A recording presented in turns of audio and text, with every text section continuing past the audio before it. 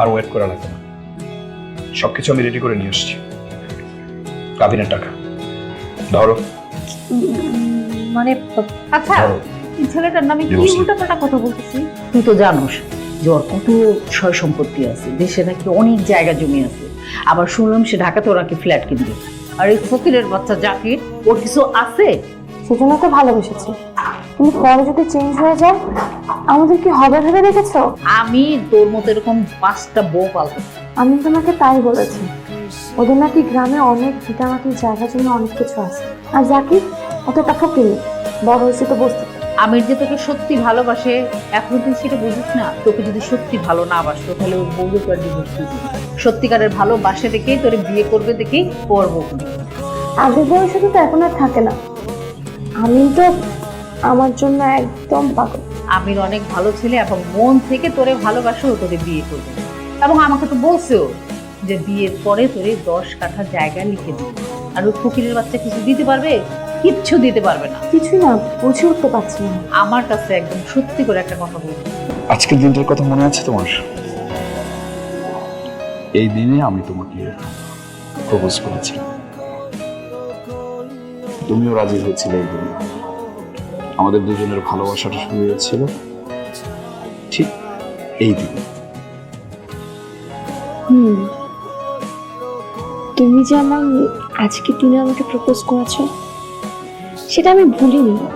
তেমনই আমিনও আমাকে যেই দিন প্রপোজ করেছে সেই ব্যাপারটা আমি এখনো ভুলতে পারিনি।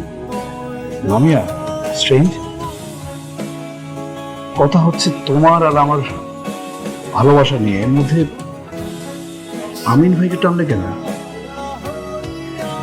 না, যে মানুষটাকে ভালোবাসি সেই মানুষটার কথা না মনের অজান্তেই চলে আসে। ও তো আমাকে ডিভোর্সটা দিতেই চাচ্ছে না। ও আমাকে ডিভোর্সটা না দিলে আমি তোমাকে বিয়েটা করবো কি করে শুনি? অত যে প্রেম আমার জন্য, ভালোবাসা যেন একদম উতলে উতলে পড়ছে। যে একটা জ্বালার মধ্যে আছি। 5 লাখ টাকা, এটা কি যে সেই ব্যাপার বলো? ডিভোর্সটা দিচ্ছেও না, টাকাটাও পাচ্ছি না, তোমার কাছে আসতেও পারছি না। কি যে একটা প্যারার মধ্যে আছি। ও বাবু, আমিও তো তোমার জন্যই ওয়েট করছি।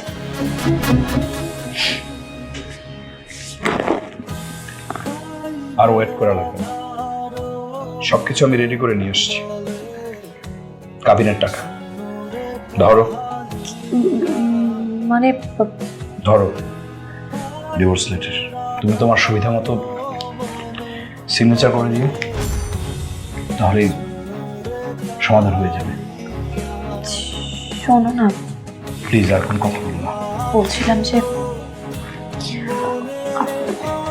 তুমি আমাকে ভুল বোঝো না প্লিজ। ভুল বুঝার কি আছে? তুমি যেটা চাইছো সেটাই তো করেছি। চরিত্রহীন নারীর সাথে সংসার হয় না, জীবনে সুখী হওয়া যায় না।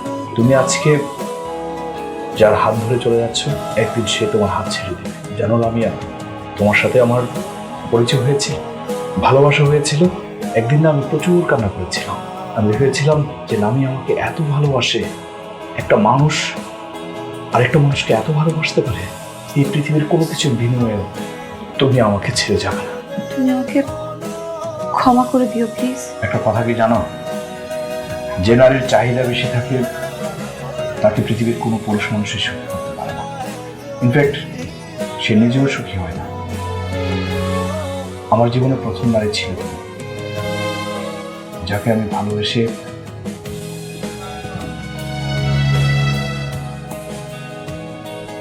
এই হাতটি ধরেছিলাম। আবার আজকে